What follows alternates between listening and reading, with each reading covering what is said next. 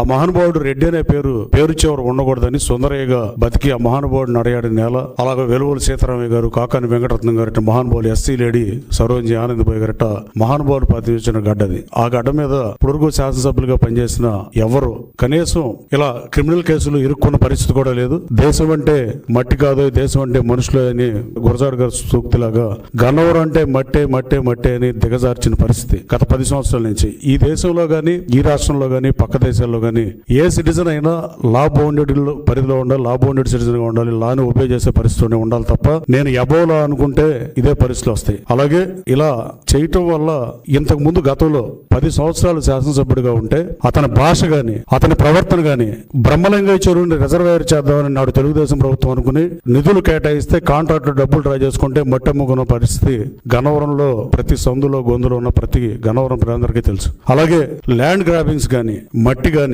నకిలీ ఇళ్ల పట్టాలు 2019లో పోటీ చేసినప్పుడు ఇచ్చిన పరిస్థితి గాని, ఆ నకిలీ ఇళ్ల పట్టాలు డిస్ట్రిబ్యూషన్ గవర్నమెంట్ ఆఫీస్ చేయాల్సింది అతని మనుషులు పంచిన విధానం గాని, ఇలా ఎన్ని మాట్లాడిన ఆఖరికి సభ్య సమాజం తలదించుకునే భాష విషయంలో గాని, ఆఖరికి జగన్మోహన్ రెడ్డి గారికి ఎలాంటి వాళ్ళు నచ్చుతారని తీసుకున్నాడు. ఆ రోజు చంద్రబాబు నాయుడు గారు ప్రధాన ప్రతిపక్ష హోదా పోగొడదామని తీసుకుని ఇవాళ ప్రతిపక్ష హోదా ప్రజల చేత తిరస్కరించబడి జగన్మోహన్ రెడ్డి గారు ఇలాంటి పనులు చేస్తా ఉండేవాళ్ళు ఇష్టమై ఆయన తీసుకుని, నేను జగన్మోహన్ రెడ్డిని అధికారంలో తీసుకోవడానికి నేను పోటీ చేసి నేను ఏ రోజు భాష తోనాడు. ఆ రోజు జగన్మోహన్ రెడ్డి గారు కూడా ఎట్టి పరిస్థితుల్లో అతన్ని ఓడించాలి, అతని దుర్మార్గాలకి అంతం పలకాలని చెప్పి తనకి వ్యక్తిగతంగా అతని మీద ఉన్నట్టుగా నన్ను పెనలూరు నియోజకవర్గం అయితే నాకు ఆ సీట్ ఇస్తానని గన్నవరంలో నన్ను బతిమలాడిన పోటీ చేయించిన పరిస్థితి వాస్తవం కాదా?